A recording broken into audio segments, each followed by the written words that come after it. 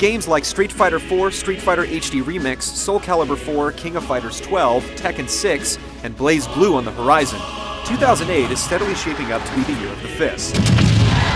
But before you start salivating over what's around the bend, one must not forget likely the biggest of them all, Super Smash Bros. Brawl.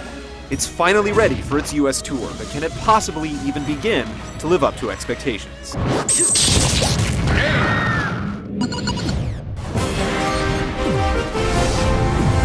Classic multi-man brawl event match. Fighting games with tons of modes have always gone together like oil and water, but in Brawl, they're in perfect harmony.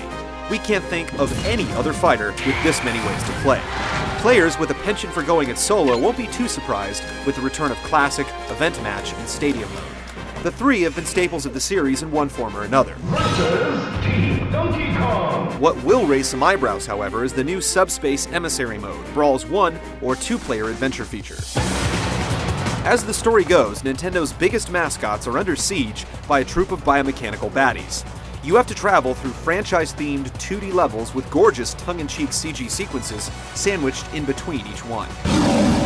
Unsurprisingly, the Subspace Emissary plays out much like director Masahiro Sakurai's own line of Kirby games, where you're given a throng of levels to complete with a boss battle or two along the way. While the Emissary is a bit clunky and mundane to play, it unlocks various secrets like stickers, coins, which we'll get back to in a minute, and hidden characters.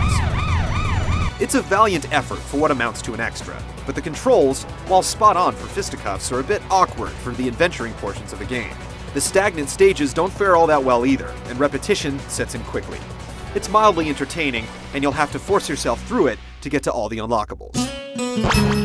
It's a good thing there's Wi-Fi support. Otherwise, playing Brawl by yourself is a test of internal fortitude.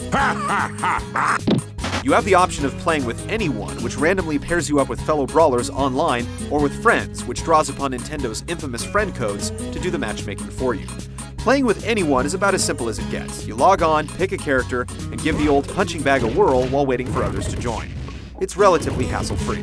What diminishes the experience somewhat is the lack of options. If you play with anyone, the rules are permanently fixed to 2-minute rounds.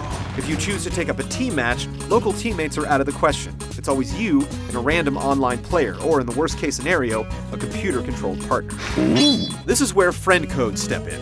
If you do happen to opt for a hosted friend code game, the options swell into what you'd normally expect from a round of Smash Bros., stock matches and all. The network code has its ups and downs. Generally, latency is pretty low, but we did connect to some games that were downright unplayable. As with all online games, your mileage may vary. Super Smash Bros. Brawl's Wi-Fi mode is a great new addition. If you really want to kick it old school with local multiplayer matches, the game's Brawl mode is still in full effect. Setting up match types, tournaments, and even special rules are all familiar options from Melee, but the new